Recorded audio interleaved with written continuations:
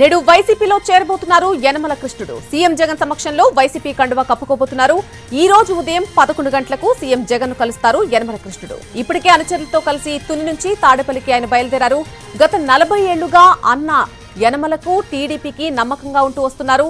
తునిలో యనమల 6 సార్లు గెలవడానికి ఈయనే కీలక పాత్ర పోషించారు.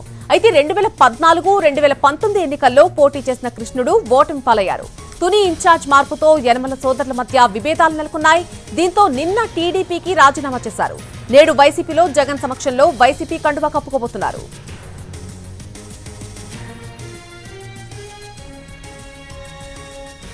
నేడు మరి కాసేపట్లోనే వైసీపీలో చేరబోతున్నారు యనమల కృష్ణుడు. సీఎం జగన్ సమక్షంలో వైసీపీ కండువా కప్పుకోబోతున్నారు. ఆయన ఈ రోజు ఉదయం 11 గంటలకు ఆయన సీఎం జగన్ ను కలుస్తారు.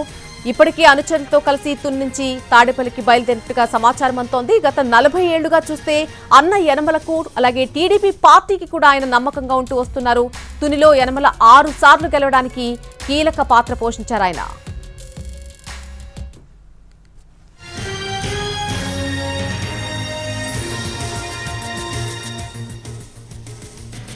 ఏపీలో ఈసీ కీలక నిర్ణయం తీసుకుంది. దానికి సంబంధించిన అప్డేట్ మనం చూస్తున్నాం. అంగన్వాడీలు, కాంట్రాక్ట్ ఉద్యోగులను ఎన్నికల విధుల్లోకి తీసుకోవాలని నిర్ణయించింది.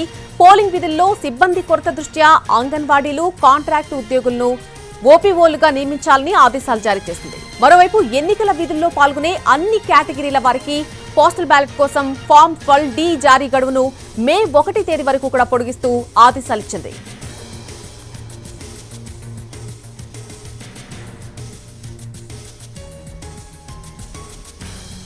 ఏపీలో ఈసీ కీలక నిర్ణయాన్ని తీసుకుంది. అంగన్వాడీలు అలాగే కాంట్రాక్ట్ ఉద్యోగులను ఎన్నికల విధుల్లోకి తీసుకోవాలని నిర్ణయించింది.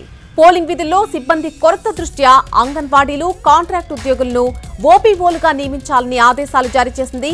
ఇక మరొక వైపు చూస్తే ఎన్నికల విధుల్లో పాల్గొనే అన్ని కేటగిరీల వారికి కూడా పోస్టల్ బ్యాలెట్ కోసం ఫామ్ 12D జారీ గడువును మే 1వ తేదీ వరకు కూడా పొడిగిస్తూ ఆదేశాలు జారీ చేసింది.